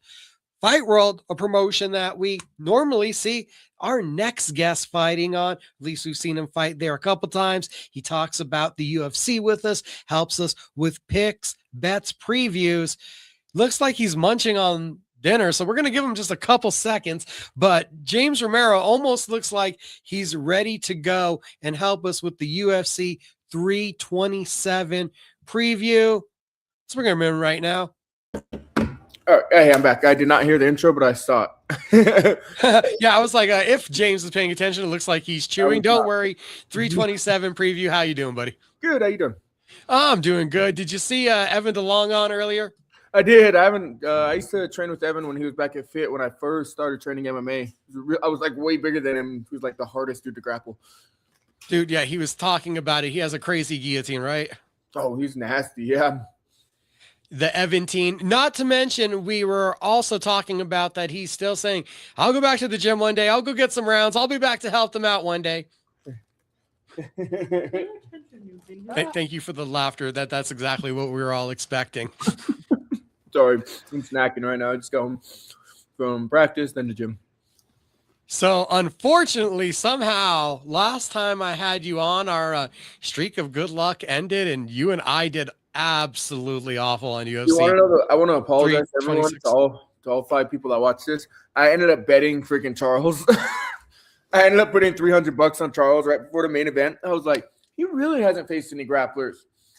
And yeah, I went on the show and said, yeah, I'm taking Max. I lied. I did not mean to, but I just had a change of heart. And I was like, damn, everything else though was the same. I just changed. Well, on what I wrote down, we ended up going 5-6 on the picks. It was not a good week. Yeah, no, that was my biggest bet of the night. So I ended up doing good betting wise, and it's because I went against everything I said on here. Went against everything. How can we My trust bad. what you say when you tell me that? I was early in the week. I just got out of practice. I hadn't thought about it too much. I'm ready for this week's card though. I've looked it over. All right, so won't we're be changing feeling anything. redemption. Yeah, I won't be changing anything. All right, we had a pre-plan. We already pre-showed. Did you need me to bring up fight odds for you? No, actually, I'm on my girlfriend's laptop, so I could bring them up right here. So you're already looking. All right, already looking. All right, so we will be throwing them out at least for the people here. I was looking at them earlier today.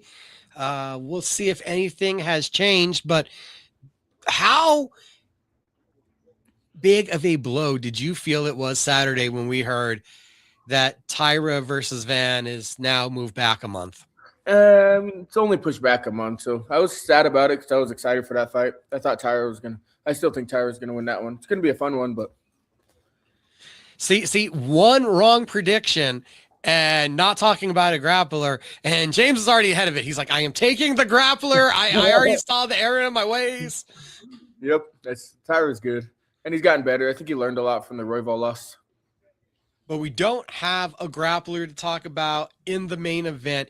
We do have a new UFC light heavyweight champion to be crowned. Yuri Prochaska once had that belt.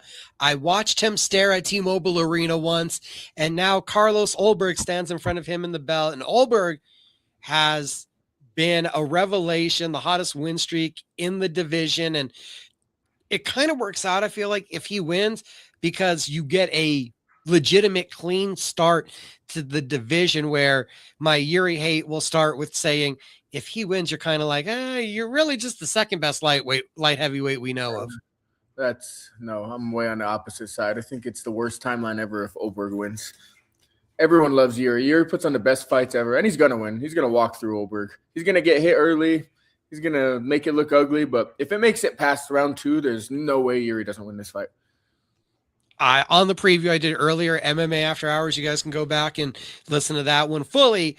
That was kind of my assessment. I feel like Ulberg has to get this done early, because how long can he avoid that chaotic storm that eventually succumbed Khalil Roundtree, where Yuri can kind of do that at any point, even if you have kept him at bay and outstruck him for 4 rounds. Yeah, Yuri's inevitable. He's going to get it done.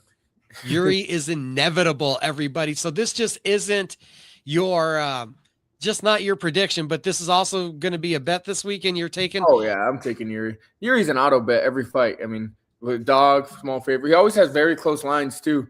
I bet him at Pereira both times, but Pereira just hits harder than everyone else. I mean, Ulberg does not have Poetron power. Not many people in the world do.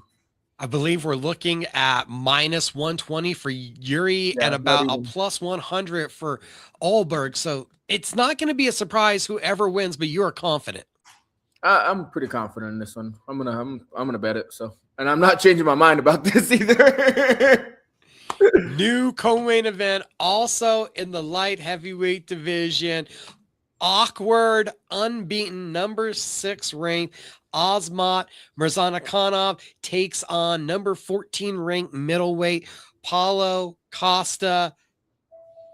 Let's go with James on this one. I'm intrigued to hear how you're going to break this down. I mean, I don't think we've seen enough of Mirzanakhanov or whatever. And Costa, I think, is going to have plenty of size. He's freaking huge for 205. At these odds, I'm not laying juice on Mirzanakhanov. I'm probably going to bet Costa, but not big. But I'm going to bet Costa. I think he gets it done. He's good volume. He's a good body puncher.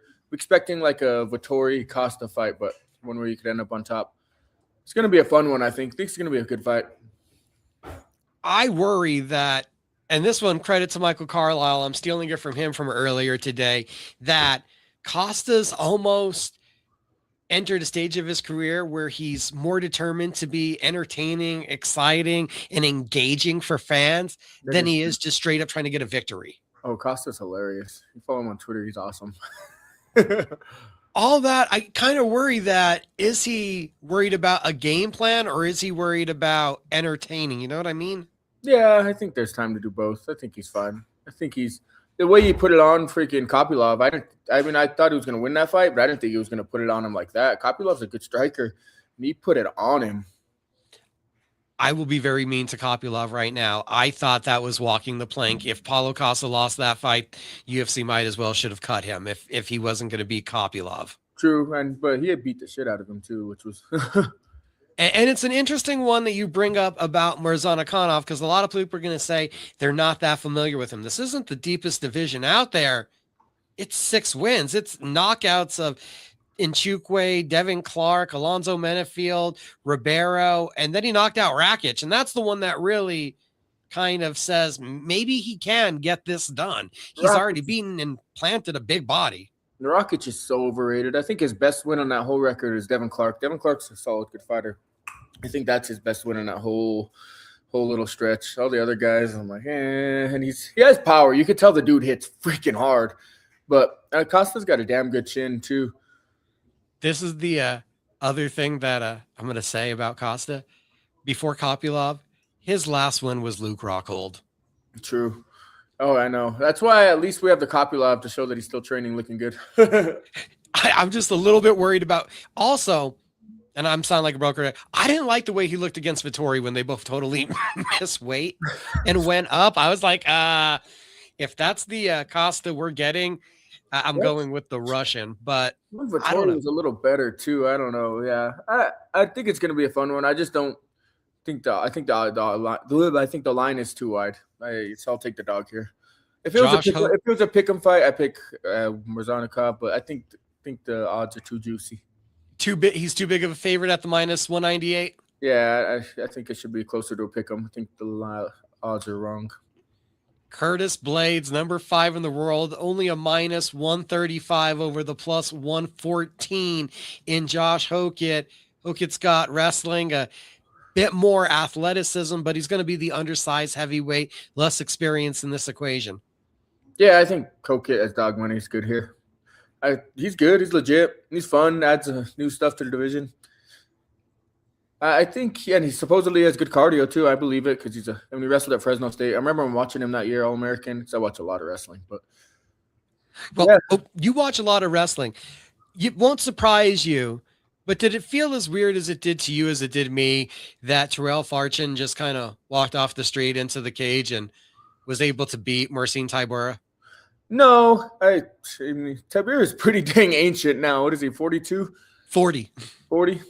I'm adding extra years to him for fun to make to back my claim more. No, yeah, Tybura is good. Fortune's physical. I remember watching him on I watched heavyweight because he's always a top 3 guy at the U.S. Open and all the worlds and stuff. It just shudders my mind that dude's top 10 loses to somebody.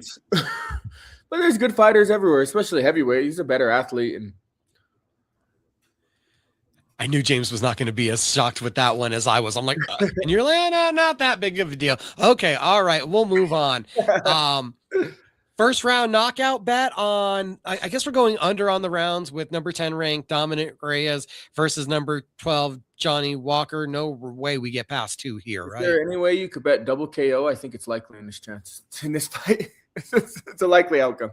That's like, I still don't see my prop bet if I can bet Gastelum and Costa both to miss weight. Oh my gosh. It's probably like -5,000 for both those. If it was to happen on one card to 2 guys, it would be those 2 guys. I'm going to take Walker, but not confidently. I'll bet him small, but it's just, I think it's first to throw, not even first to get touched, first to throw. It's like Jekyll and Hyde. What Johnny Walker are you going to get? And just how fast will Reyes be on the night? I think those are the 2 variables. Reyes looked like he was almost on a good little streak there, but I know he lost to Oberg, but he just like walked in with his hands down. I was like, what is he doing? When you want to believe the fight IQ has improved, when you really want to. Yeah, no. I think Walker's a little closer to his prime. He's still the same fighter, but the most chinny fighter ever. If Reyes lands, he's going to knock him out. But I don't know. It's a close line, close fight. You take the small dog, I think. All right, going with the dog money there, and I will probably be way too scared to bet on this fight either way with everything we just talked about. The first time I ever walked up to Cub Swanson was at the Tingley Coliseum after Jackson's MMA series fight, and he was wearing a WEC sweater. He will be the final WEC fighter to ever walk to the octagon, and what now for the third time they've said will be his retirement fight, taking on Nate Landwehr, who brings chaos every time out. The odds have shrunk a little bit where Swanson is plus 102 and Landwehr minus 122. Shrunk a little bit since I was looking earlier. Yeah, it did. Cub's been one of my favorite fighters to watch since I was a little kid. I grew up watching Cub. I've actually never met Cub, but cool dude. I've always freaking loved watching his fights and bet on him a lot, but I think most people, when they announce their retirement fight, doesn't go their way. I think Nate the Train late here. Nate the Train round 3 props. Look at those. Probably get good plus money on that. I can see what you're talking about. His durability, the pressure. Cub's faster and his striking's so good still, but he just seems like he's not as durable in the legs, especially when you leg kick him. And Nate the Train is durable. Nate the Train, as much as I want to see Cub go out on top, I see where you're coming from. I'd be happy to lose this bet because I love Cub. So I'll be happy. And he's even put a money against Cub, but he'll be happy to lose it. Been there, done that. It hurts sometimes. Cub's a badass. He's a legend. I will say this for the second time today. The Bellator featherweight title fight is our feature prelim as we get Aaron Pico, Patricio Pitbull. I was absolutely shocked to see that Aaron Pico, well, I think he can beat Pitbull. I did not think he was going to be the biggest favorite at minus 340 on this card to a plus 270 that we're seeing on Pitbull. Yeah, Pico is skilled, man. That dude, I don't know, maybe striking defense, maybe chin. A lot of people say stuff, but that dude's got all the freaking tools. He could literally be like one of the best fighters ever. Like his wrestling, he was a takedown away. Well, it was like a push. It was a crazy match against Molinaro, and Molinaro got a bronze medal that year in the Olympics, and Pico was almost our rep. And this dude could freaking hits to the body nasty. His boxing's amazing. He was beating the shit out of Lerone Murphy, like until he got caught with that elbow. It's that, I don't know. I think the line's justified, but I don't think I'm going to lay juice on that. I'll pick Pico to win. I might look at the under. Do you have the under 2.5 rounds pulled up? Let me see. No, I don't have the prop bets. I just have the multiple lines across seeing. I have a different app that has DraftKings yet right now. The new DraftKings update app is annoying. I don't like it. Yeah, I think you have to wait till later in the week for us to get the prop bets till like Thursday. I might, if the under 2.5 plus, or even if it's up to minus 150, I would bet that. I like the under on that fight because Pico lands bombs and Pico could get hit.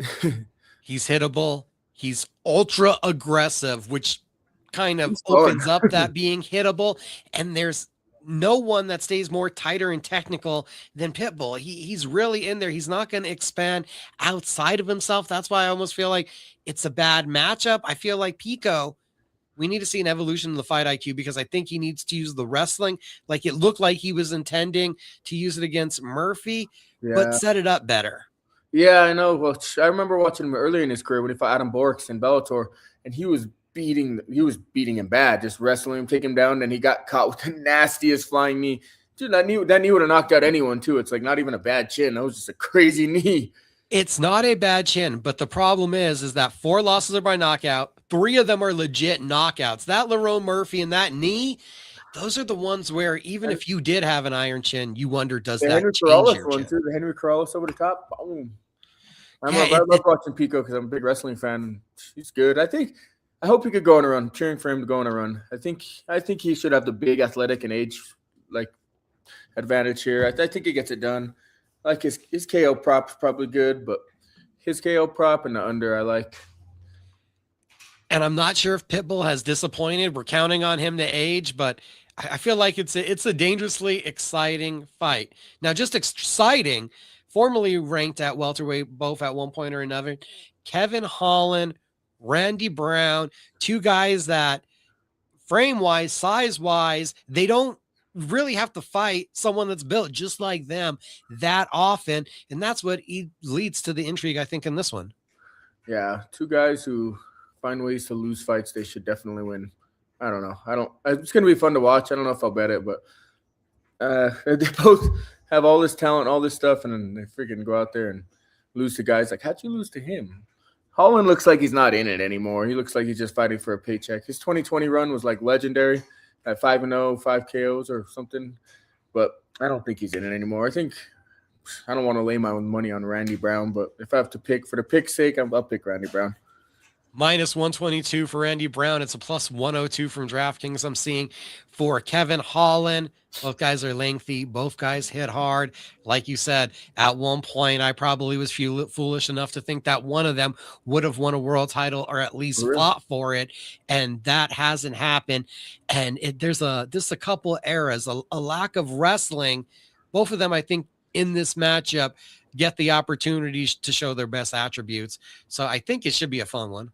Should be fun, but then I'll hate it if they just stand there and feint at each other all fight. Like, Esteban Rivovic gets the opportunity to break into the rankings at lightweight, taking on Matthews Gamrot. Gamrot, the more acclaimed wrestler, the Polish fighter, has been in bigger fights, coming off of having been a KSW champion. He's a little more battle-tested here in the top 15. Esteban Rivovic, the Argentine, has become beloved by the fan base after being in a one-of-a-kind war in the spear with Manuel Torres, I believe. Or was it Torres or was that Zellhuber? That's the one I'm trying to pull up right now because there were two Zellhuber in the spear. Yeah, it was Zellhuber, excuse me. It was the Zellhuber fight. This one, I feel like, is the demise of Gamrot being oversold. Oh yeah, I think Gamrot wins here pretty. He's gonna make I love hate this fight because I'm a fan of both and I love watching them both fight. So I don't want to see either of them lose. But I think Gamrot gets it done here. Gamrot's one of the best wrestlers in the lightweight division. He could let's watch him in his Armon fight. I bet Armon and I thought he lost that fight. It was a close. But either way, just watch how skilled he is. People are discounting that because he lost to Charles. Charles has gotten so much better at wrestling and is obviously one of the best grapplers ever in the sport. I don't know. I think Gamrot gets it done here. I think it's priced about right. Ribovic is fun, exciting, but last time they gave Gamrot a fun, exciting prospect, he mopped the floor with him. It was a little bit Klein. And the last time we did see a wrestler, Luik Rajibabov, go against Ribovic, it was his debut decision loss back in early 2023. So I kind of like Gamrot as you do in this one. I like Gamrot a lot here. Yeah, I think he gets it done. As we continue on with the card, women's bout, Tatiana Suarez needing a major recovery after the title fight and still trying to, I think, earn back the favor of the fans to just be more offensive, even though she did get a win, taking on Lupita Godinez, who is tenacious, if nothing else. Yeah, Lupi's good. Lupi's one of those ones I watch her fight. It's like, oh, she needs to use her wrestling. And then when she needs to strike, she does the opposite of what she needs to do all the time. But I think Suarez is too injured, and I think those long layoffs and her knees, she can't wrestle like she used to before she won a world silver medal. I don't think she's the same wrestler or athlete that she used to be. I think Lupi should get this one done. It's gonna be a close, fun fight, but if Suarez can't get her down, it's not gonna be pretty on the feet. We know Godinez has a lot of the story about her. Her sister is a Canadian. Member, right? Yeah, a Canadian Olympic wrestler. So she should be up for the task on the mat, coming off of wins over Pelostri and Andrade. This is really an opportunity to stick your name into title contention for Godinez, from where you outlined it pretty well. The injuries have mounted up on Suarez, and she just hasn't looked the same since coming back. No, she hasn't, and her body's just breaking down. It's cool she's still fighting. She's still better than most people in the world, but yeah, I think Lupi gets this one done. Lupi's pretty damn good. I think she's kind of underrated. Yeah, it was just the missing all of 2024 seemed to be the detriment, because 2023 coming back, Montella De La Rosa, Jessica Andrade, and then the wrestling just didn't look the same over the last 2 fights. When she couldn't get Lemos down, I think that was a bad look. She was struggling to take Lemos down, and everyone takes Lemos down. Exactly, and just kind of having to push forward, winging bombs. It was Yeah. she got the job done.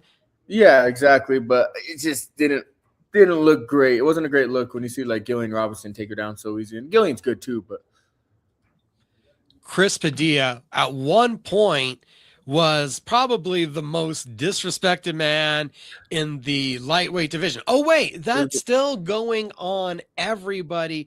We're talking about 4-0 right now, 3 stoppages, and the UFC is instead putting Padilla up against Markel Medeiros. Medeiros is replacing Nazim Shaikov, but still, it's a little surprising that Padilla, with a 4-5 win streak, even though Medeiros 3-0, that we're getting this kind of matchup, that you're getting survival of the fittest versus giving each one of them kind of that fight that would boost them up. Yeah, I agree. I think it's a dumb matchmaking, kind of dumb for Padilla, because Padilla, I think, has been underrated in all his fights. I bet him against Bonfim. I remember he's been an underdog in every single one of his UFC fights except for this one.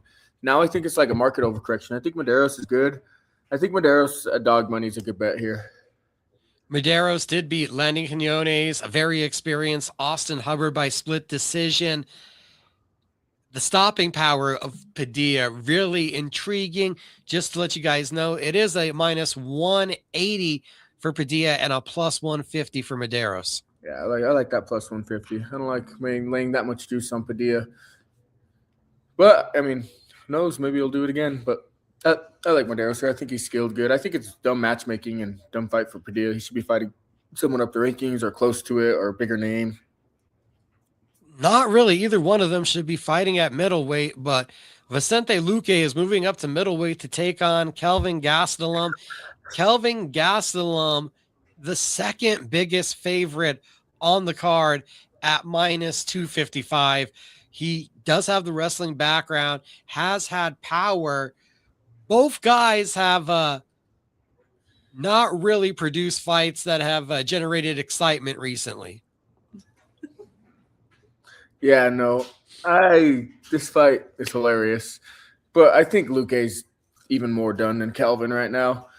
He's looked bad. Even though he survived against El Fenomeno and Joel Alvarez fight, that fight should have been stopped like 10 times. But he just, after he got his brain bleed and came back, I'm like, yeah, it's crazy. I don't know if I'm going to lay minus 250 juice on Kelvin, but I don't really see Luque winning this in any way. I don't see how he could win because his grappling's good. I mean, you can't choke out the freaking fridge. Calvin probably misses weight by 5 pounds and has a 20 pound weight advantage. They still let him fight. You're probably right about all that. I don't know how that dude still has a job in the UFC. Like, make weight, dude. The card opens with Charles Radke, who stylistically, when you list all of his attributes, you think he should be a world beater. He just hasn't put it all together. He does come in as a minus 185 favorite because it feels like Francisco Prado, for being a nice little striker, he is not a welterweight. He's small for welterweight. I don't think Radke's a huge welterweight. It's why I think I'm going to take Prado here, but he is small at welterweight. Every time you see him against these dudes, it's like, damn. I mean, I train with Ty. Ty's a ginormous welterweight. He's like my size. And I see that dude, I'm like, that dude's tiny. Exactly. I don't like he couldn't make weight at lightweight. They've kept him around here at welterweight, and I feel like it would be better for him to figure out just how you get in shape to get 55. Yeah, I think that's better for him too. I think he'll be fighting for his job here, fighting with an edge too. I think it'll be a fun first fight on the card, honestly. UFC 327. It took a little hit with losing Joshua Van, but we'll remind you guys real quick. And actually, James, you run down your list of picks so I can make sure I write them down correctly. Sweet. Let me pull them up. I'll just pull up the cards so I could. Geary, Hokit, Johnny Walker, Paulo Costa, Aaron Pico, Nate the Train, Gamrot, Randy Brown. We got Lupe Godinez and Gastelum. What was the other fight? Oh, and Prado. I think that's all of them, right? Yeah, you're going to go Prado over Radke? Yeah, I'm going to take Prado over Radke. Like I said, on paper, he has a good right hand. He has some wrestling credentials, but Radke has just been a guy that the evolution in his game has not continued since reaching the UFC. It feels like he's kind of tapered off with his development almost.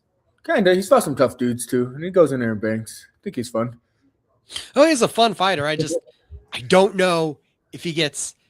Can you be a prospect, become a fun fighter, and get out of that mold and evolve past it? I think is the problem. Yeah, I get what you're saying. Yeah, where right now you're like, hey, he's a fun fighter, but he's a fun fighter that we have opening the card. Yeah, true. Now, actually, that is a good one. Is it the main event? What would you think would be fight of the night? Fight of the night? Oh, Yuri's fighting. It's obviously the main event. That dude has 8 UFC fights, 8 performance bonuses, 8 performance bonuses.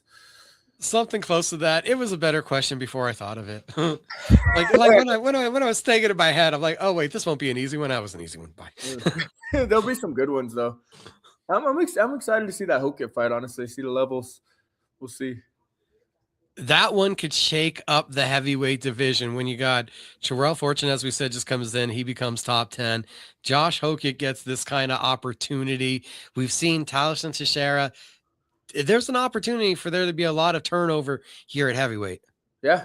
I mean, Hokit, I think, can make some noise because he could actually chain wrestle at heavyweight.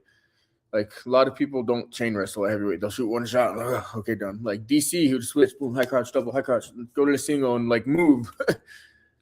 That athleticism factor, that cardio factor, and the fact that he can move around, he's light on his feet also at 230. I think there's a lot of reason to think there's a good potential to see big fights for Josh Hokit.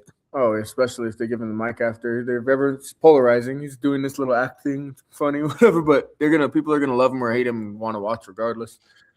I brought it up earlier. Don't know if you were watching or still at practice, and you would be the person to bring this up with you bring up the wrestling around the show. What do you think of Gable Steveson debuting Real American Freestyle RFA 9 May 30th? He gets Alexander Romanov. Oh, he's gonna tech him. It's not gonna be close. It feels like it's gonna be as fast as he wants to tech him. He's gonna tech him. It feels like they just kind of offered Romanov something and he probably didn't know what it was and felt like he'd be a chicken if he didn't accept it afterwards. True. Did you see that fight in PFL where he got nut kicked and he got to get carted off? Yes. Did they ever say what happened with it? Or was he faking? Was it real? Did his nut explode? Whatever happened. I don't know what happened.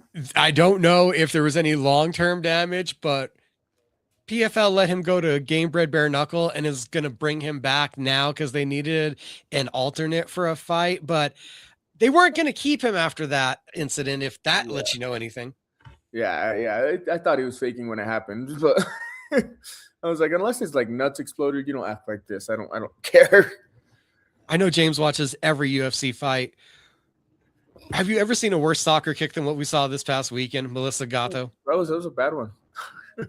I think that field goal looked good. Being a wrestler, but yeah, don't do it. That's illegal. I don't know why she kept fighting. She could have taken a DQ. I was like, they cleared her. She said she was okay to fight, and I've never seen something that crazy. That was a weird one. I was like, we're gonna let her fight after getting soccer kicked in the head? What? I'm just thankful, at least with Robert Rocha, they took a point when he grabbed the fence fully, 2 hands, and Delano tried to lift him off. Every time. They need to take more points for penalties. It'll happen less if you take points more. Do refs need to be more proactive? I'm asking a fighter here. Yes. You freaking grab the cage. There shouldn't be a warning for grabbing the cage. The only thing that's even eye pokes, you take a down point. But the only thing that's totally accidental, I think sometimes, is some nut shots. But you have a cup to protect you anyway. I mean, it hurts, but like, but especially if you're fighting someone southpaw and you're throwing body, like, so that stuff happens. But eye pokes and freaking cage grabs, keep your hands up. I've never eye poked someone, and I've never grabbed the cage. So, and if I did, it would be on purpose. So if James ever does it, we already know he went Derek Lewis. He meant to do that shit. Oh, I forgot Derek Lewis said that. Yeah, I'm pulling my inner black beast. James Romero, thank you for joining my fight show tonight. Help us preview UFC 327. Always a pleasure getting to talk with you. Cool. Have a good one. You too. CageMinds.com, guys. I implore you to visit the website. MMA After Hours is up. Cage Minds Fight Hour is up. Last week, talking with the one and only Catherine A. Lindenmuth and the extraordinary coach Anthony Rosales. May 16th in Denmark. Title eliminator against Lynn Sandstrom on the cusp of a world title fight. Me and Michael Carlisle got much more in-depth into everything UFC, more than me and James even did today on MMA After Hours. Go check that out. Apple Podcasts, Spotify, everywhere you get your favorite podcasts. Shout out to Robbie Ray Images for the video. Catherine A. Lindenmuth, the Cage Minds Fight Hour. Robbie Ray can expand your business, your presence with photos, with videos, with a commercial. And we can make you look good for that commercial when you stop by 100 Coors Boulevard, Suite 107. You walk on in to Barber Gabe's Fades, or maybe you went online already because you needed to get some beard balm. Yep. Got to get mine. You head over to barbergabefades.net. You order some more, and that's where you book your appointment. For every heart, every thumb, every view, every like, every share, you subscribe, you review, you rate, all that great stuff. It helps expand what we're doing. We truly, deeply appreciate it. This weekend, from Gamebred Bare Knuckle to BKFC to UFC to PFL to, I know I am forgetting at least one more. There are so many fights going on. We will have every event covered at CageMinds.com. And don't forget, keep enjoying the pro wrestling. Duke City Championship Wrestling will be back at the El Rey Theater for Birthday Bash number 3, May 2nd. You get your tickets at holdmyticket.com. Enjoy the entertainment. Keep fighting. Y'all have a good night.